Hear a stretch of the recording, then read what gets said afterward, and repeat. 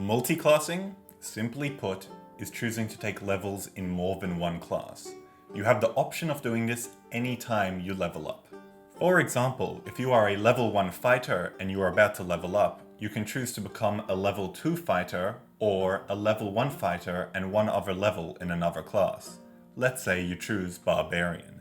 Then you are a level 1 fighter and a level 1 Barbarian.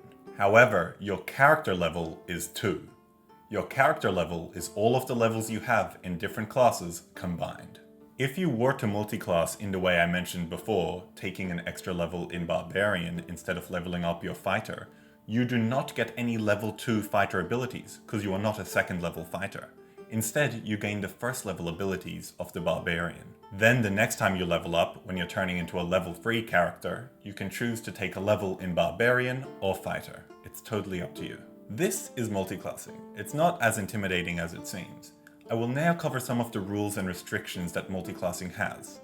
Each class has a multiclassing prerequisite, which means that your character has to have a certain level in the ability scores relevant to that class. For example, if you want to multiclass into a Barbarian, you need at least 13 strength. If you want to multiclass into a Wizard, you need at least 13 intelligence. These can be found in the multiclassing section of the player's handbook. When you multiclass, you gain proficiencies based on the multiclassing table. Most of these are armor and weapon proficiencies. You do not gain any additional saving throws. These are only determined by your initial starting class.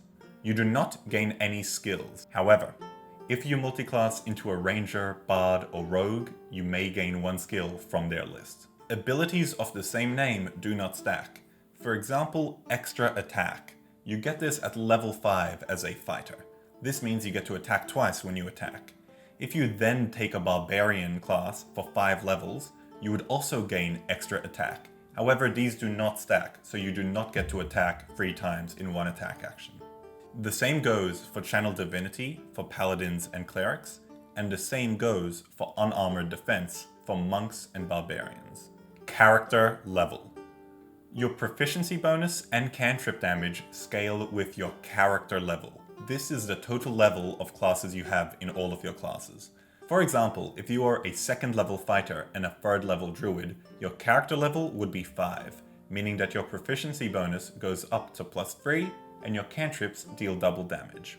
Keep in mind, D&D characters can only get to character level 20.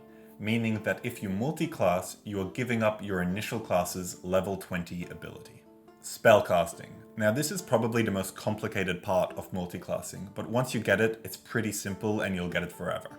So, you determine your spell slots based on the multiclassing spellcasting table, which is found in the player's handbook. This shows how many spells you have based on your spellcasting level.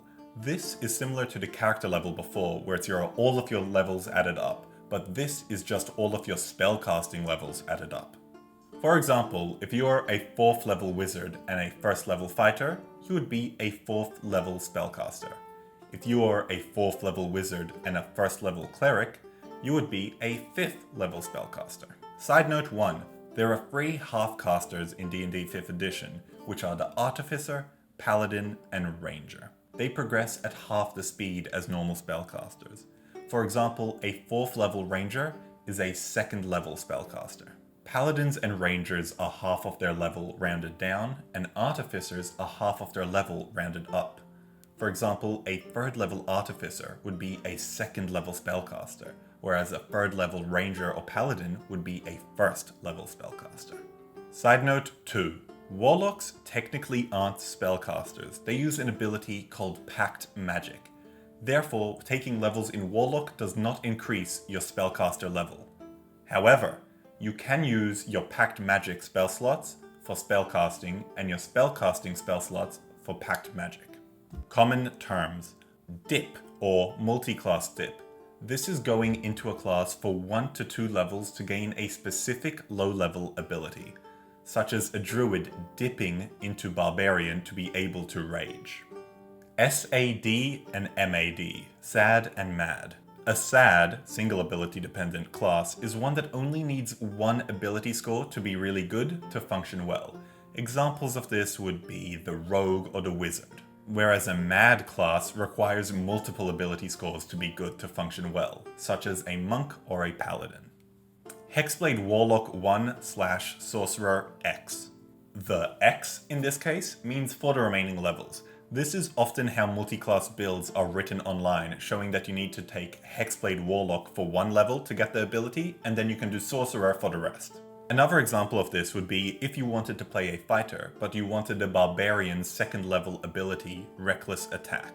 To write this in a multi-class build, you would write Barbarian 2/Fighter X. And that is multi-classing in 5 minutes or less. Please let me know what I should cover next in the comments below.